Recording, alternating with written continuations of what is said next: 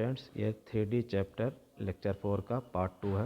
इसमें क्वेश्चन देखिए, what is the angle between the lines whose directions cosines -√3/4, 1/4, -√3/2 and -3/4, 1/4, √3/2 है। तो angle between these two lines हमें find करना है और डायरेक्शंस कोसाइंस दिया हुआ। ओके, सॉल्यूशन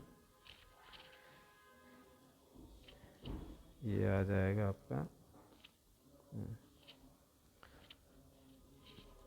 हम पहले एज्यूम करेंगे let theta be the required angle, be the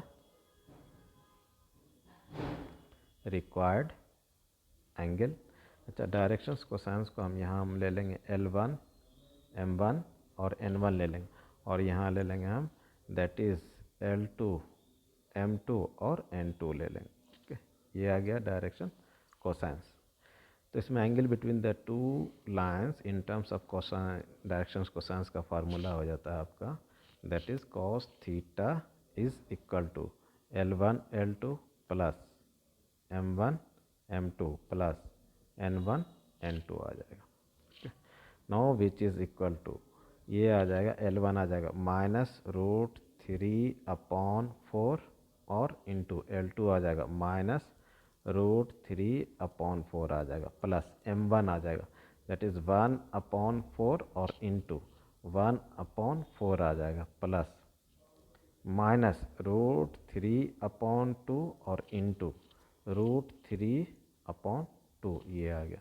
now which is equal to, ये आ जाएगा 3/16 प्लस 1/16 और -3/4 आ गया। इस दोनों को जब हम सिंप्लीफाई करेंगे तो 4/16 तो 1/4 माइनस 3/4 तो -1/2 आ गया।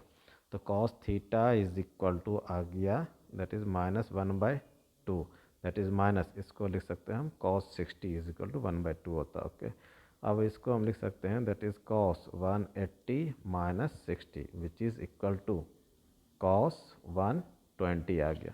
Therefore theta is equal to आ गया 120 डिग्री, यही आंसर आ जाएगा। ओके,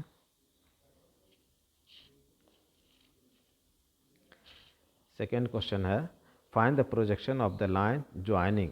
इसे हमने पॉइंट ए कह दिया और इसे हमने पॉइंट बी कह दिया। Okay, find the projection of the line joining A B on the line having direction ratios, ये दिया हुआ। तो ए पॉइंट ए ले लिया, पॉइंट बी ले लिया। अब हमें इस लाइन का पी क्यू का डायरेक्शन रेशियोज दिया हुआ है, वो आपका 2,3,-6। तो ए बी का जो प्रोजेक्शन होगा पी क्यू पर वो एल एम होगा, हमें एल एम की लेंथ फाइंड करनी है। ओके, तो उसके लिए जो हम फार्मूला यूज़ करेंगे उसके लिए सबसे पहले हम direction ratios of P Q find करेंगे। तो ये लाइन पी क्यू का डी आर्स जो है वो दिया हुआ आपका 2,3,-6 दिया हुआ। अब डी आर्स फाइंड करने के लिए इस तीनों को हमें डिवाइड करना पड़ेगा, दैट इज़ 2 का स्क्वायर प्लस 3 का स्क्वायर प्लस -6 का स्क्वायर, दैट इज़ -6 का स्क्वायर का ये root, which is equal to 4 + 9 + 36। Now which is equal to, ये आ जाएगा 7 आ गया। तो हमें D C S P Q का जो है वो डायरेक्शन कोसाइंस आ गया, 7 से डिवाइड करेंगे 2/7, 3/7 -6/7 आ गया। ओके, और इसे हमने क्या दिया दैट इज़ x1, y1 और z1, और इसे क्या देंगे x2, y2 और z2 आ जाएगा। अब यहाँ से हम projection of A B that is a formula use करेंगे, projection of A B on P Q will be equal to L into x2 minus x1 plus M into y2 minus y1 plus n और into z2 minus z1 आ गया। Okay, now which is equal to, अब L आ जाएगा आपका that is 2/7 और x2 minus x1 जब हम फाइंड करेंगे तो दैट इज़ -1 और -1 दैट इज़ आ जाएगा -2 आ जाएगा, -2 प्लस m आ गया आपका 3/7 और y2 minus y1।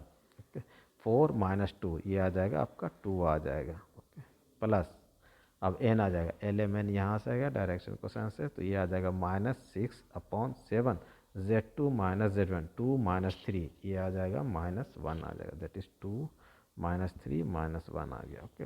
Now which is equal to -4/7 plus 6/7 और प्लस 6/7 आ गया।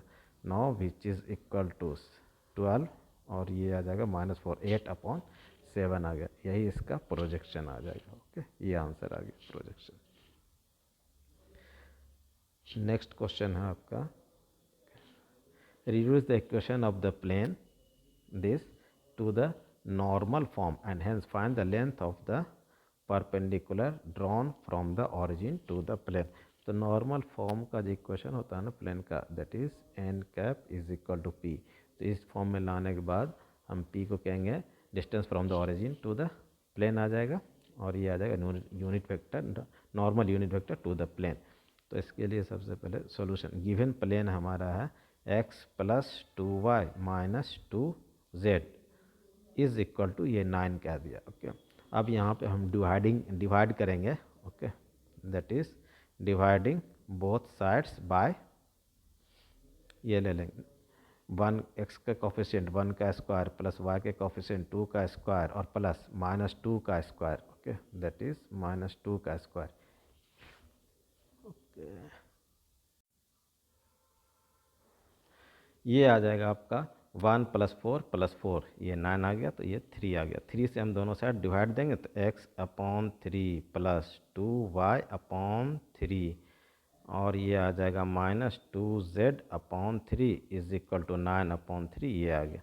ये जो आ गया equation of the plane in normal form आ गया, ये क्या आ गया, नॉर्मल फॉर्म मिल गया। और डिस्टेंस फ्रॉम द ओरिजिन कह रहा था, अब हमें जो बताना था कि length of perpendicular drawn from the origin to this plane, तो ये जो आ जाएगा लेंथ ऑफ द परपेंडिकुलर के drawn from the origin to this plane will be equal to ये 3 आ जाएगा, okay. So that is distance आ गया आपका will be equal to 3 unit, यही इसका आंसर आ गया। नेक्स्ट क्वेश्चन है find the equation of the plane passing through the 3 points, okay. इस पॉइंट को हमने ए कह दिया, इस पॉइंट को हमने बी कह दिया, इस पॉइंट को सी कह दिया। अब हमें equation of the plane passing through the 3 points हम फाइंड करना है। इक्वेशन ऑफ द प्लेन, तो एक direction ratios of the normal of the plane a B C ले लिया, D let D hours of normal to the plane be, a B C ले लिया, okay. So अब equation of the plane passing through the point A लिख लेंगे, that is D Rs ए और into x -0 plus B और into y +1, okay, plus c और into z +1 is equal to 0 आ जाएगा। ये हमें अब प्लेन का इक्वेशन फाइंड करने के लिए ए बी सी फाइंड करने का। अब plane 1 is passing through the point B, तो एक्स वाई जेड की जगह पर हम x coordinate y coordinate z coordinate ले लेंगे, दैट इज पॉइंट बी उस पर लाई कर रहा, तो यहाँ से आ जाएगा ए इंटू एक्स के लिए हम 4 -0 और बी ले लेंगे, और बी के लिए फिर वाई आ जाएगा 5 + 1 आ जाएगा, फिर प्लस सी और जेड के ले लेंगे 1 + 1 इज इक्वल टू 0 आ जाएगा। तो यहाँ से आ गया आपका 4a + 5b + c, ओके, और ये आ जाएगा 0, okay, that is 4a + 6b आ जाएगा। ये जो आ जाएगा वो आपका that is 4a + 6b + 2c is equal to 0। 2 से जब डिवाइड करेंगे तो ये 2a + 3b + c is equal to 0 आ गया, ओके। एक इक्वेशन ये मिल गया। फिर अब पॉइंट सी भी इस प्लेन पर लाई कर रहा है, ओके। पॉइंट सी का कोऑर्डिनेट 3, 9, 4, ओके। तो यहाँ लिख लेंगे a और इंटू 3 - 0 प्लस b और इंटू y के लिए लिख लेंगे 9 + 1 और प्लस c और इंटू z के लिए आप ले लेंगे 4 + 1 इज इक्वल टू 0 आ गया। यहाँ से आ जाएगा 3a + 10b + 5c is equal to 0। ये इक्वेशन हम 3 ले लेंगे, ओके, दैट इज़ 3। अब इक्वेशन 2 और इक्वेशन 3 को सॉल्व करेंगे ए बी सी के लिए, तो a upon is equal to minus b upon is equal to c upon लिख लेंगे। a के लिए जब हम लिखेंगे तो 3 इंटू 5 ये आ जाएगा 15 और माइनस दैट इज़ ये 10 आ जाएगा, ओके। और b के लिए जब लिखेंगे, b को छोड़ देंगे, 2 इंटू 5 ये 10 आ जाएगा, और c into that is 1 into 3 ये माइनस 3 आ जाएगा। c के लिए लिखेंगे तो c को हटाया, दैट इज़ 2 इंटू 10 ये आ जाएगा 20 और माइनस 9 आ जाएगा, ओके। तो यहाँ से आ गया आपका a upon 5 is equal to minus b upon 7 is equal to c upon 11 आ गया, ओके। तो यहाँ से a b c वो आ जाएगा, दैट इज़ 5 माइनस 7 और 11 आ गया। अब इसे हम इक्वेशन 1 में पुट कर लेंगे, ओके। इक्वेशन 1 में हम जब a के लिए 5 पुट किया और x माइनस 0 प्लस b के लिए माइनस 7 पुट करेंगे, y प्लस 1 आ जाएगा प्लस 11 और into z plus 1 is equal to 0 आ जाएगा। यहाँ से आ गया आपका 5x minus 7y plus 11z और ये माइनस 7 और plus 11 is equal to 0। Then 5x minus 7y plus 11z और प्लस 4 इज इक्वल टू 0 आ गया। यही हमारा required equation of the plane आ गया, okay. That is next question है, find the equation of the plane through the point this and perpendicular to each of the plane, ये आ जाएगा। तो इसमें भी हम इस प्लेन का D hours of the normal A B C ले लेंगे, ओके। तो equation of the plane passing through this point आ जाएगा, दैट इज ए और into X minus 1 plus B और into Y minus 0 plus C into Z plus 2 is equal to 0 आएगा। अब ये प्लेन इसे हमने P1 कह दिया और इसे हमने P2 कह दिया। तो अब चूँकि P is perpendicular to P1, तो यहाँ से आ जाएगा 2a plus b minus c is equal to 0 and P is perpendicular to P2, तो यहाँ से आ जाएगा a minus b minus c is equal to 0 आ गया।